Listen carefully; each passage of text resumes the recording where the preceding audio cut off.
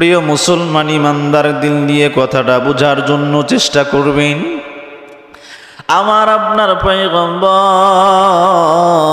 দুনিয়ার বুকে যখন ভূমিষ্ঠ হলেন, এই ভূমিষ্ঠ হবার খবর যখন তার চাচা আবু লাহাবের কানে তার দাসী সুয়াইবা এসে দেয়, আবু লাহাবের দাসী সুয়াইবা এসে আবু লাহাবের কাছে খবর পৌঁছায় আব্দুল্লাহর ঘরে একজন পুত্র সন্তান জন্মগ্রহণ করেছে। এ মুসলমান ইমানদার, এই সুসংবাদটা তার কানে আসার সঙ্গে সঙ্গে আবু লাহাব দুইটা আঙ্গুল দ্বারা ইশারা করে সুয়াইবাকে দাসত্ব থেকে মুক্তি দিয়ে দেয়। প্রিয় মুসলমান ইমানদার, কথাটা লক্ষ্য করে বুঝবেন রে বাজান। রসুলের জন্ম আনন্দদায়ক একটা বিষয়, ওলামায়ে কেরাম সব সময় বলে, কিন্তু পদ্ধতিটা ভিন্ন। পদ্ধতি হবে সাহাবায়ে কেরাম থেকে নেওয়া, পদ্ধতি হবে সাহাবায়ে কেরাম রাদিয়াল্লাহু তাআলা আনহুম আজমাইন যেভাবে রসুলকে মহব্বত করেছেন। রসুলের ভালোবাসা অত্যন্ত আনন্দদায়ক একটা বিষয়ে প্রমাণ দেওয়ার জন্য ওয়াকিয়াটা শোনাচ্ছি। আবু লাহাব যখন জন্মের খবর পাওয়ার সঙ্গে সঙ্গে তার দাসী সুয়াইবাকে মুক্ত করে দেয় আঙ্গুল দ্বারা ইশারা করে। তার ইন্তেকালের পর আব্দুল্লাহ ইবনে আব্বাস রাদিয়াল্লাহু তাআলা আনহুমা স্বপ্নে যোগে তার আর রাসূলের চাচা আবু লাহাবকে দেখেন। দেখার পর জিজ্ঞাসা করতেছে, আপনি কেমন আছেন? রসুলের চাচা আবু লাহাব উত্তরে জানায়, আমি কবরের মধ্যে অনেক অশান্তির মধ্যে রয়েছি, অনেক কষ্টের মধ্যে রয়েছি, আযাবের মধ্যে রয়েছি। তবে রসুলের জন্ম তারিখ, জন্মবার সোমবারের দিন যখন আসে, আমার দুইটা আঙ্গুল যদি মুখের মধ্যে নিয়ে একটু চোষণ লাগাই, আঙ্গুলের মাথা দিয়ে এমন তরল একটা পদার্থ আমার মুখের মধ্যে প্রবেশ করে, পানি জাতীয় আমার মুখের মধ্যে প্রবেশ করে, যার দ্বারা আমার শরীরের মধ্যে আযাবের যন্ত্রণা কমে যায়। বলেন না সুবহানাল্লাহ। ওয়া ইন্নাকা লাআলা খুলুকিন আযীম।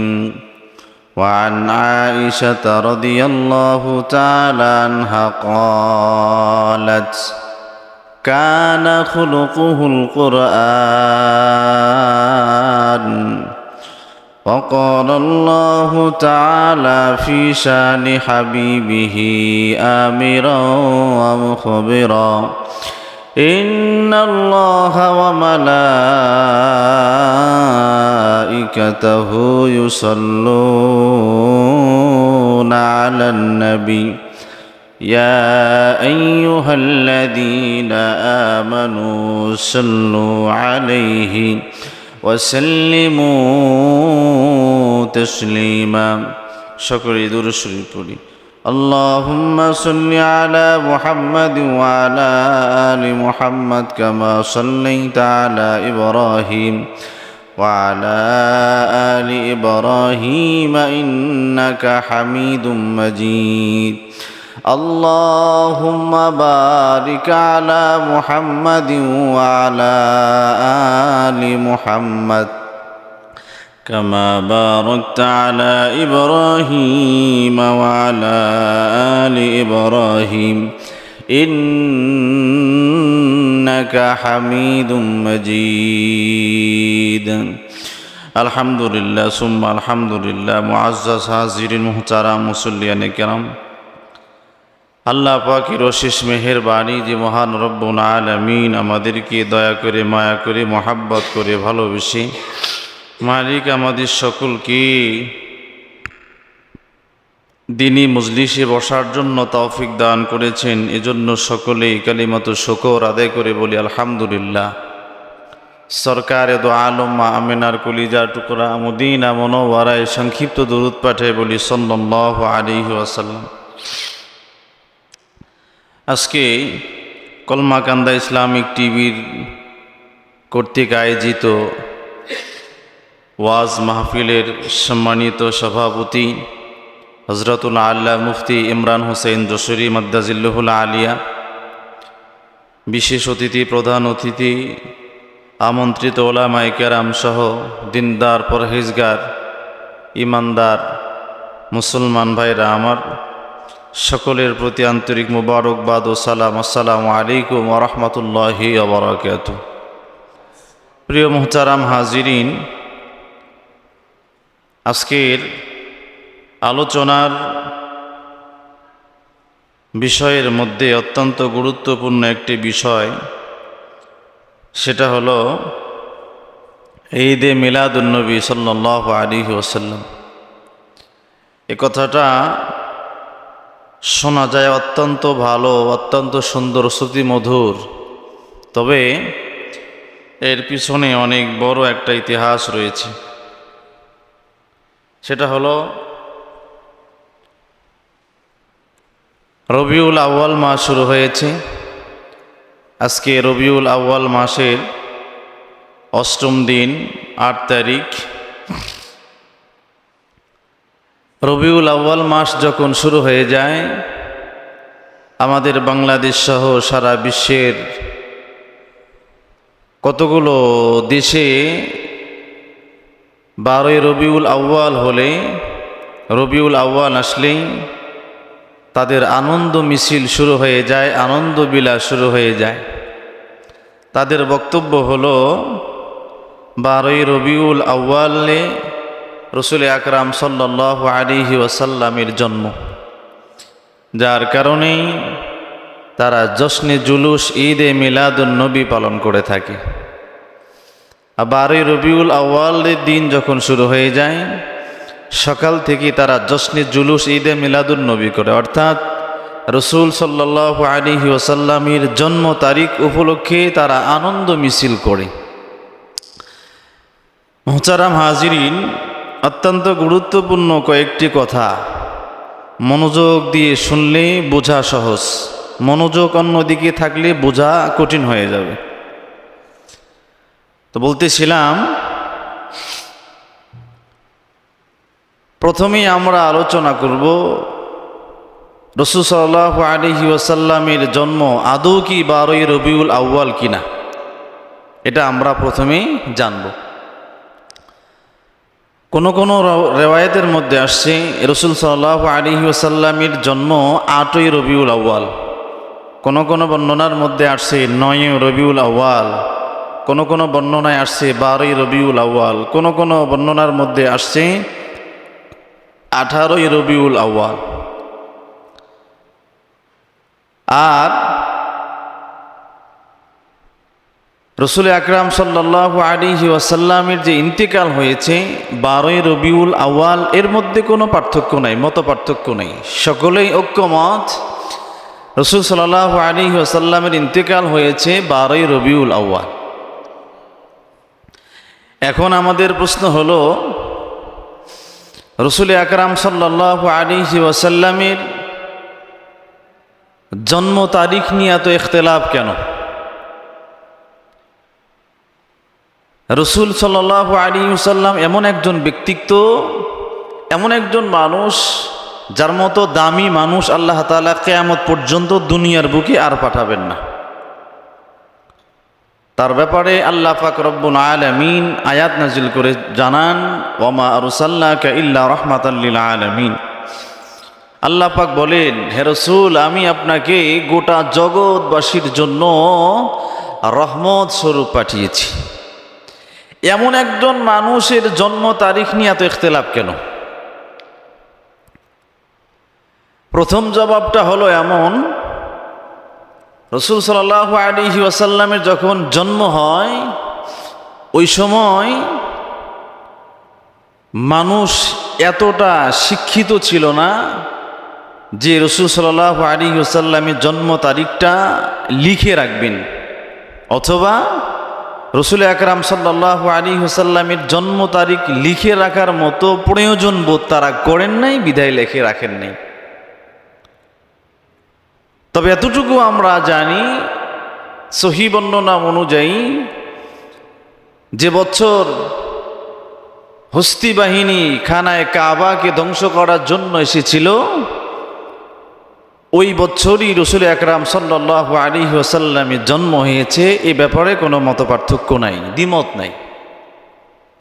এবার আসুন, রসুল আকরাম সাল্লাল্লাহু আলাইহি ওয়াসাল্লামের জন্ম তারিখকে তারা কেন্দ্র করে 12ই রবিউল আউয়াল তারা আখ্যায়িত করেছে। ঐতিহাসিক কিতাবের মধ্যে পাওয়া যায় রসুল আকরাম সাল্লাল্লাহু আলাইহি ওয়াসাল্লামের জন্ম বার, সেটা হলো সোমবারের দিন। রসুলের জন্ম যে সোমবারের দিন হয়েছে এর মধ্যে কোনো সন্দেহ আছে? কোনো সন্দেহ নাই। রসুল আকরাম সাল্লাল্লাহু আলাইহি ওয়াসাল্লামকে সোমবারের দিন রোজা রাখতে পাওয়া যায়। সাহাবা একরাম জিজ্ঞাসা করে, ইয়া রাসূলুল্লাহ, আপনি এই দিনে কেন রোজা রাখেন? রসুল বলেন, সোমবার এটা হলো আমার জন্মবার, শুকরিয়া স্বরূপ আমি মালিকের জন্য রোজা রাখি। এই বর্ণনার দ্বারা আমরা পাই রসুলের জন্মবার হলো সোমবার। এখন বিষয়টা হলো, এখন থেকে শুরু করে বিগত বছরের ক্যালেন্ডারগুলো যদি আমরা খতিয়ে দেখি, 12ই রবিউল আউয়াল সোমবারের দিন পাওয়া যাবে না। যে বছর রসুলের জন্ম হয়েছে ওই বছর 12ই রবিউল আউয়ালের তারিখে যদি আমরা বার হিসাব করি তাহলে রবিবার সোমবার হিসাবে আমরা পাই না। তাহলে 12ই রবিউল আউয়ালের ব্যাপারে মতপার্থক্য, ইখতিলাফ, এটা যুক্তিযুক্ত। ওই দিন রসুলের জন্ম হয়েছে এটা আমরা বলতে পারি না। তো মুহতারাম হাজিরিন, এখানে আরও একটা লক্ষণীয় বিষয়টা হলো এমন, রসুল আকরাম সাল্লাল্লাহু আলাইহি ওয়াসাল্লামের জন্ম 12ই রবিউল আউয়ালের দিন হয়েছে এটা অনিশ্চিত। এ তারিখের ব্যাপারে নিশ্চিত কোনো তথ্য পাওয়া যায় না। তবে 12ই রবিউল আউয়ালে যে রসুলের ইন্তেকাল হয়েছে এ ব্যাপারে নিশ্চিত সংবাদ পাওয়া যায়, নিশ্চিত রওয়ায়াতের মধ্যে পাওয়া যায়। এখন আমাদের প্রশ্ন হলো, 12ই রবিউল আউয়ালের দিনে রসুলের জন্ম হয়েছে কি না এই তারিখের ব্যাপারে ইখতিলাফ রয়েছে, তবে ইন্তেকালের ব্যাপারে কোনো ইখতিলাফ নাই। অথচ এই জন্ম তারিখকে কেন্দ্র করে এই 12ই রবিউল আউয়াল আসলেই আমার বাংলাদেশের কিছু জাতি ভাই এমন রয়েছে, তারা জশ্নে জুলুস ঈদে মিলাদুন নবী করে, মিছিল করে, মাতুম করে। তাদের কাছে প্রশ্ন হলো, অনিশ্চিত একটা তারিখকে কেন্দ্র করে তারা আনন্দ বিলাস করে, যেই তারিখের ব্যাপারে নিশ্চিত খবর পাওয়া যায় ইন্তেকালের খবর। ইন্তেকালের খবর তো কখনোই আনন্দদায়ক হতে পারে না, এটা তো হলো একটা শোক প্রকাশের একটা দিন বললেই চলে। এটা কেমন? যেদিন রসুল আকরাম সাল্লাল্লাহু আলাইহি ওয়াসাল্লাম ইন্তেকাল করেন, ওমর ইবনে খাত্তাব রাদিয়াল্লাহু তাআলা আনহু ওনার কানে যখন আওয়াজ আসলো যে রসুল ইন্তেকাল করেছে, উনি এমন শোকাহত হয়েছেন, এমন আবেগ আপ্লুত হয়েছেন, উনি ঘোষণা করেছেন যে যদি আরেকবার তোমাদের জবান থেকে শুনি যে রসুল ইন্তেকাল করেছে, তোমাদের শরীর থেকে গর্দান আলাদা করে ফেলব। এতটা ভালোবাসা ছিল তাদের মধ্যে, তারা রসুলের ইন্তেকালের শোকটা সহ্য করতে পারছিলেন না। এর জবাবে আবু বকর সিদ্দিক রাদিয়াল্লাহু তাআলা আনহু অত্যন্ত বিচক্ষণতার সাথে উত্তর জানায়, হে ওমর, খবরদার, এমন আবেগ দেখানো যাবে না যাতে করে বিবেকের দরওয়াজা বন্ধ হয়ে যায়। কারণ রসুলও আমাদের মতো একজন মানুষ, রসুলও ইন্তেকাল করবেন, এটাই স্বাভাবিক। অতএব তোমার আবেগী চেতনা বন্ধ করো। তো রসুলের ইন্তেকাল এটা হলো একটা শোকের ব্যাপার। এই তারিখটা নিশ্চিত খবর পাই আমরা, রসুলের ইন্তেকাল হয়েছে 12ই রবিউল আউয়ালে, অথচ জন্ম উপলক্ষে আমরা আনন্দ বিলাস করি। এটা নিতান্তই নিন্দনীয় একটা কাজ বলে আমরা জানি। আল্লাহ তাআলা গোটা জাতিকে এই নিন্দনীয় কাজ থেকে হেফাজত করে, সকলেই বলি আল্লাহুম্মা আমিন। এবার আসুন দ্বিতীয় কথা, মিলাদুন নবী। যারা মিলাদুন নবী পালন করে তাদের ব্যাপারে কয়েকটি কথা। সেটা হলো, মিলাদুন নবী এটা পালনের কোনো বিষয় নয়, এটা হলো আলোচনা করার বিষয়। এটা কেমন? মিলাদুন নবী অর্থ হলো রসুল সাল্লাল্লাহু আলাইহি ওয়াসাল্লামের জন্মক্ষণ।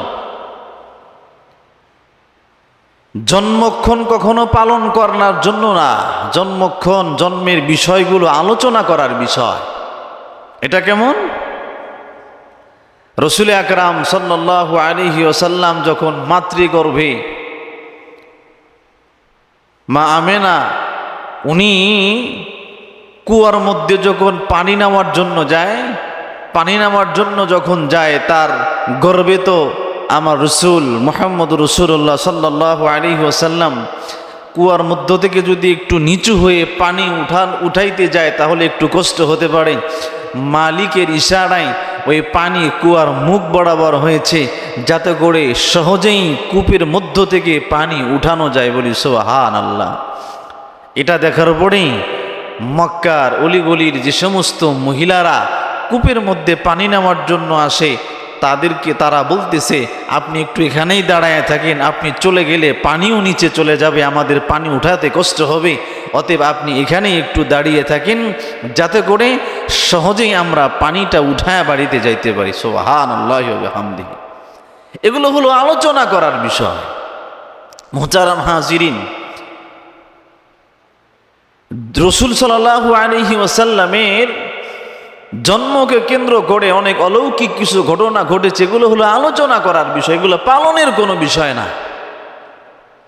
অথচ এই আলোচনাগুলো বাদ দিয়ে তারা এরকমভাবে ঈদে মিলাদুন্নবী পালন করে মিলাদ কিয়াম করার দ্বারা। এটা হলো তাদের পালন হয়েছে, শুরু হয়েছে, এভাবেই তারা পালন করতেছে। অথচ রসুল আকরাম সাল্লাল্লাহু আলাইহি ওয়াসাল্লামের প্রতি তারা ভালোবাসায় আবেগ আপ্লুত হয়ে এই সমস্ত কাজগুলো তারা করে থাকে। তারা ভালোবাসা প্রদর্শন করতে চায়। মূলত তাদের ভালোবাসা এটা নয়, ভালোবাসা হলো এটাই, তোমরা যদি আমি রসুলকে ভালোবাসো তাহলে আমি রসুলের আদর্শ মেনে জীবনকে পরিচালনা করো। এটাই হলো রসুলের পূর্ণাঙ্গ ভালোবাসা। কথা বলেন ঠিক কিনা? প্রিয় মুসলমান হাজিরিন, লক্ষ্য করে বুঝুন, রসুল আকরাম সাল্লাল্লাহু আলাইহি ওয়াসাল্লামের ভালোবাসা তারা প্রকাশ করতে চায়। তারা বোঝায় যে আমরা রসুলকে ভালোবাসি, মহব্বত করি। অথচ আমার কলিজার টুকরা পয়গম্বরকে বাংলার অলিতে গলিতে এমন নাস্তিক মুরতাদগুলো রয়েছে, কুলাঙ্গারগুলো রয়েছে, যারা আমার রসুলকে গালি দেয়। অথচ তখন এই সমস্ত রসুল প্রেমিকদেরকে খুঁজে পাওয়া যায় না যে তাদের বিরুদ্ধে একটা ব্যবস্থা গ্রহণ করবে। কথা বলেন ঠিক কিনা? এটা হলো তাদের ভালোবাসা না, এটা তাদের লোক দেখানো ভালোবাসা। তাদের বাপদাদারা এরকম করে আসছে, তারাও তাদের সিলসিলা মেনে মেনে এ পর্যন্ত চলে আসছে। তারা যদি রসুলের সঠিক ভালোবাসা প্রকাশ করতে যায় তাহলে আমার মনে হয় সারা বাংলাদেশের অনেকগুলো মাজারের ভাত বন্ধ হয়ে যাবে, অনেক ভাত বন্ধ হয়ে যাবে। যার কারণে তারা তাদের পূর্ব সিলসিলা অনুযায়ী তাদের কার্য পরিচালনা করতে থাকে। আমরা আবারও দোয়া করব, আল্লাহ তাআলা গোটা জাতিকে এই সমস্ত ফিতনা থেকে হেফাজত করে, বলি আল্লাহুম্মা আমিন। প্রিয় মুহতারাম হাজিরিন, লক্ষ্য করে বুঝুন। এবার আসুন তৃতীয় কথা, রসুলের ভালোবাসা এটা কেমন? সাহাবায়ে কেরাম রাদিয়াল্লাহু তাআলা আনহুম আজমাইন যেভাবে রসুলের ভালোবাসা প্রকাশ করেছেন, এভাবেই আমাদেরকে রসুলের ভালোবাসা প্রকাশ করা। লক্ষ্য করে বুঝুন, রসুল আকরাম সাল্লাল্লাহু আলাইহি ওয়াসাল্লামের ভালোবাসা আমাদের চাইতে সাহাবায়ে কেরাম রাদিয়াল্লাহু তাআলা আনহুম আজমাইন এনারা কিন্তু রসুলকে আমাদের চাইতে কম ভালোবাসতেন না, অনেক বেশি ভালোবাসতেন। তাহলে রসুলের জীবদ্দশায় হোক, রসুলের ইন্তেকালের পরে অনেক সাহাবী দুনিয়ার বুকে ইসলাম নিয়ে কাজ করেছেন, দিন নিয়ে কাজ করেছেন, দিনই দাওয়াতের কাজ করেছেন। কোনো সাহাবী থেকে এমন কোনো বর্ণনা, এমন কোনো রেওয়ায়েত পাওয়া যায় না যে তারা নাকি 12 রবিউল আউয়াল কিংবা রবিউল আউয়ালের অন্য কোনো তারিখে রসুলের জন্ম উপলক্ষে তারা জন্মের দিবস পালন করেছে অথবা তারা আনন্দ মিছিল করেছে, এমন কোনো সাহাবী থেকে কোনো বর্ণনা পাওয়া যায় না। তাহলে রসুলের ভালোবাসা সবচাইতে বেশি ছিল সাহাবায়ে কেরামদের মধ্যে। তারাই এই বিষয়টা থেকে এড়ায়া চলেছে, তারাই এই বিষয়টাকে গুরুত্ব দেয় নাই, তারা এই বিষয়টা পালন করেন নাই। আর আমরা এই যুগে এসে রসুলের ভালোবাসা প্রকাশ করতে গিয়ে আমরা ঈদে মিলাদুন্নবী জশ্নে জুলুস নিয়ে আমরা ব্যস্ত হয়েছি। খোঁজ নিয়ে দেখবেন এই সমস্ত মানুষগুলো মসজিদে এসে নামাজের কোনো গুরুত্ব নাই, নামাজের কোনো ধার ধারে না। আমরা বহুত দেখেছি, সারা বাংলাদেশের বিভিন্ন অঞ্চলে আমরা চলাফেরা করি, আমাদের নজরে অনেক কিছুই পড়ে। আল্লাহ তাআলা গোটা জাতিকে হেফাজত করে বলি আল্লাহুম্মা আমিন। মুহতারাম হাজিরিন, রসুলের ভালোবাসা কেমন ছিল লক্ষ্য করে বুঝুন। প্রিয় মুসলমান ইমানদার দিল দিয়ে কথাটা বোঝার জন্য চেষ্টা করবেন। আমার আপনার পয়গম্বর দুনিয়ার বুকে যখন ভূমিষ্ঠ হলেন, এই ভূমিষ্ঠ হবার খবর যখন তার চাচা আবু লাহাবের কানে তার দাসী সুয়াইবা এসে দেয়, আবু লাহাবের দাসী সুয়াইবা এসে আবু লাহাবের কাছে খবর পৌঁছায় আব্দুল্লাহর ঘরে একজন পুত্র সন্তান জন্মগ্রহণ করেছে। এ মুসলমান ইমানদার, এই সুসংবাদটা তার কানে আসার সঙ্গে সঙ্গে আবু লাহাব দুইটা আঙ্গুল দ্বারা ইশারা করে সুয়াইবাকে দাসত্ব থেকে মুক্তি দিয়ে দেয়। প্রিয় মুসলমান ইমানদার, কথাটা লক্ষ্য করে বুঝবেন রে বাজান।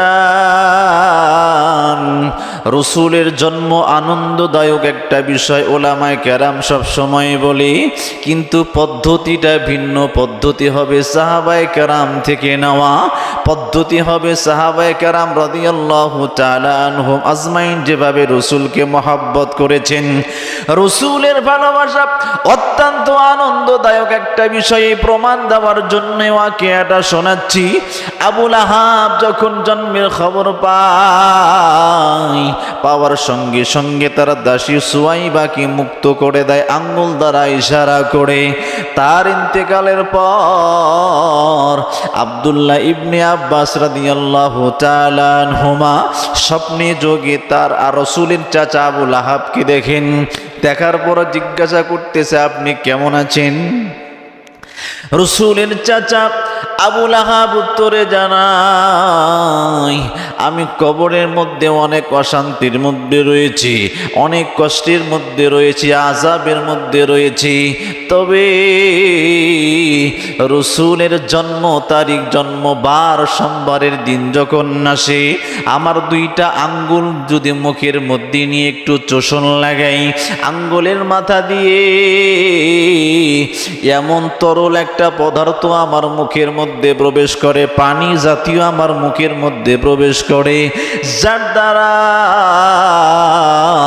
আমার শরীরের মধ্যে আযাবের যন্ত্রণা কমে যায়। বলেন না সুবহানাল্লাহ। প্রিয় মুসলমান ইমানদার, লক্ষ্য করে বুঝুন রে বাজান, যেই জিনিসটা বোঝানোর জন্য চেষ্টা করতেছি, রসুলের জন্মকে স্মরণ করে আনন্দ প্রকাশ যদি করতেই চায়, যেমন রসুলের চাচা আবু লাহাব তার দাসীকে মুক্ত করে দিয়েছেন, ওই উসুলটাও যদি আমরা গ্রহণ করি, তাহলে রসুলের জন্ম তারিখকে কেন্দ্র করে, রসুলের জন্মের খবরকে কেন্দ্র করে আমরা কিছু গরিব দুঃখীদের মাঝে দান সদকা করতে পারি। এটাও যে বারে রবিউল আউয়ালের দিনে করতে হবে এমন কোনো শর্ত নয়। যে কোনো দিন, যে কোনো মুহূর্তে, অথবা 12 রবিউল আউয়াল কিংবা অন্য কোনো তারিখেও যদি এমন কথা স্মরণ হয়ে যায়, অথবা রবিউল আউয়াল মাসেও যদি স্মরণ হয়ে যায়, ওই সময়ে যদি রসুলের জন্মের কথা স্মরণ হওয়ার সঙ্গে সঙ্গে আমরা কিছু গরিব মিসকিনকে দান সদকা করে দেই, তাহলে আল্লাহ পাক রব্বুল আলামিন আমাদেরকে পছন্দিদা বান্দাদের মধ্যে অন্তর্ভুক্ত করে নিবেন। আমরা এটা করতে পারি। অথচ এই দিনটা আসলে আমাদের মিছিল শুরু হয়ে যায়, জশ্নে জুলুস শুরু হয়ে যায়, আনন্দ মিছিল শুরু হয়ে যায়। এটা হলো সম্পূর্ণ ভ্রান্ত মতবাদ, এছাড়া আর কিছু না। কথা বলেন ঠিক কিনা? আল্লাহ তাআলা গোটা জাতিকে হেফাজত করে, সকলেই বলি আল্লাহুম্মা আমিন। মুহতারাম হাজিরিন, রসুলের ভালোবাসা সাহাবায়ে কেরাম যেভাবে দেখিয়েছেন, এভাবে আমাদের রসুলের ভালোবাসা প্রকাশ করা, এটা তো আমাদের পক্ষে, এই ঈমান দ্বারা আমাদের পক্ষে সম্ভব না, এটা আমরা সকলেই জানি। আমাদের দিলের মধ্যে যে ঈমান, এই ঈমান দিয়ে রসুলের ভালোবাসা প্রকাশ করা পরিপূর্ণরূপে, এটা আমাদের দ্বারা সম্ভব কিনা আমরা জানি না। তবে মালিকের দরবারে দোয়া করি, মালিক রসুলকে যতটুকু ভালোবাসি, এতটুকু ভালোবাসা আমাদের নাজাতের জন্য কবুল করে নেন। বলেন না আল্লাহুম্মা আমিন। ছোট্ট একটা ওয়াকিয়া বলে আমি আমার আলোচনা শেষ করে দিব। এ মুসলমান ইমানদার পয়গম্বরের সাথী সঙ্গী সাহাবায়ে কেরাম যারা ছিল, তারা রসুলকে এত পরিমাণ মান্য করত, ভালোবাসত, যাদের গুণ পয়গম্বরের সাহাবীদের গুণ স্বয়ং আল্লাহ তাআলা কোরআন শরীফের আয়াতের মধ্যে বর্ণনা করে জানায়। এমন একটা সাহাবীর বর্ণনা আমি আপনাদের কাছে শোনানোর জন্য ইচ্ছা করলাম। উহুদের ময়দানে কাফের মুশরিক বেঈমানগুলো যখন আমার কলিজার টুকরা পয়গম্বরের শরীরকে কেন্দ্র করে তীর নিক্ষেপ করতেছে, এমন সময় সাহাবী আবু তালহা রাদিয়াল্লাহু তাআলা আনহু আমার আপনার পয়গম্বরের সিনা বরাবর তার সিনাটা রেখে পিঠটা পিছনের দিক দিয়ে ঢাল হিসাবে দাঁড়িয়ে আছে। এ মুসলমান ইমানদার, তৎক্ষণাৎ কাফের মুশরিক বেঈমানগুলো রসুলকে কেন্দ্র করে যখন তীর নিক্ষেপ করতেছে, আবু তালহার পিঠের মধ্যে সমস্ত তীরগুলো বিদ্ধ হয়ে পিঠটা ঝাঁঝরা হয়ে যাচ্ছে। এমন সময় আমার আপনার পয়গম্বর মাথাটা একটু উকি দিয়ে অবস্থাটা দেখার জন্য, মাথা তোলার জন্য ইচ্ছা করতেছে। এমন সময় তালহা রাদিয়াল্লাহু তাআলা আনহু বলে, ইয়া রাসূলুল্লাহ, ইয়া হাবিবাল্লাহ, খবরদার খবরদার, আপনার মাথা উপরের দিকে উঠাবেন না। আপনার জন্য আমার মা বাবা কোরবান হয়ে যাক, আপনার মাথাটা উপরের দিকে উঠাবেন না। লা তুশরিফ সাহমুম বিসিহামিল কওম, কাফের মুশরিক বেঈমানগুলো যেভাবে আপনার শরীরকে কেন্দ্র করে তীর নিক্ষেপ করতেছে, তীরের আঘাতে আপনার শরীরটা ক্ষতবিক্ষত হয়ে যাবে। আপনি খবরদার মাথাটা উঠাবেন না। আপনার বুকের সঙ্গে আমার বুকটা লাগায় দিলাম, পিঠটা পিছনের দিকে দেওয়া আছে ঢাল হিসাবে। যতগুলো তীর তারা নিক্ষেপ করবে, সমস্ত তীরগুলো আমার পিঠের মধ্যে বিঁধবে, আপনার শরীরে একটা তীরও লাগতে দিব না। বলেন না আল্লাহু আকবার। একটা তীরও আপনার শরীরে লাগতে দিব না। এটা হলো রসুলের প্রতি ভালোবাসা। আর এই ওয়াকিয়া থেকে আমরা আরো একটা ওয়াকিয়া নেই, উসুল নেই। সেটা হলো এমন, আবু তালহা রাদিয়াল্লাহু তাআলা আনহু উনি চাইলে, উনি ইচ্ছা করলে রসুলের দিকে পিঠ দিয়ে বুকটা সামনের দিকে দিতে পারতেন, বুকে সমস্ত তীরগুলো বরণ করতে পারতেন, কিন্তু তার পিঠ থাকবে রসুলের দিকে, বুক থাকবে অন্য দিকে। এতটুকু আদবের খেলাপ উনি সহ্য করেন নাই। পিঠ পিছনের দিকে দিয়ে স্বয়ং তার বুকটা রসুলের দিকে দিয়েই ঢাল হিসাবে রসুলের সামনে দাঁড়িয়েছেন। বলেন না সুবহানাল্লাহ। এটা ছিল রসুলের প্রতি ভালোবাসা। আর আমাদের ভালোবাসা প্রকাশ করতে গিয়ে 12 রবিউল আউয়াল আসলেই জশ্নে জুলুস, ঈদ মিলাদুন নবী শুরু হয়ে যায়। সারা বছর কোনো খবর নাই, সারা বছর কোনো হদিস নাই। 12 রবিউল আউয়াল আসলেই আমরা রসুলের ভালোবাসা দেখানোর জন্য উতলায় পড়ি। কথা বলেন ঠিক কিনা? অথচ রসুল বলেন, মান আহাব্বা সুন্নতি ফাকাদ আহাব্বানি ওয়া মান আহাব্বানি কানা মাই ফিল জান্নাহ। কেউ যদি আমি রসুলকে ভালোবাসতে যায়, তাহলে আমার সুন্নতকে যেন ভালোবাসে। আমি রসুলের সুন্নতকে ভালোবাসলেই আমাকে ভালোবাসা হয়, আর আমি রসুলকে ভালোবাসলে সে আমার সঙ্গে জান্নাতে মেহমান হয়ে যায়। বলেন না সুবহানাল্লাহ।